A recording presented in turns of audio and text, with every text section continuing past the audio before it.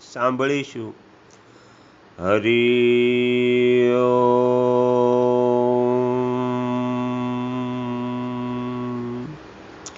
છઠ્ઠા શ્લોકનો અનુવાદ છે.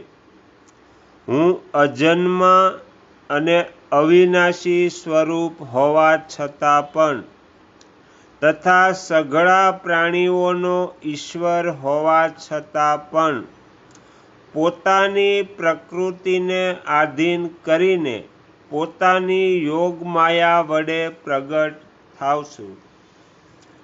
તો આ હતો છઠ્ઠા શ્લોકનો અનુવાદ. હવે આપણે તેમનું વિસ્તારથી વર્ણન સાંભળીશું.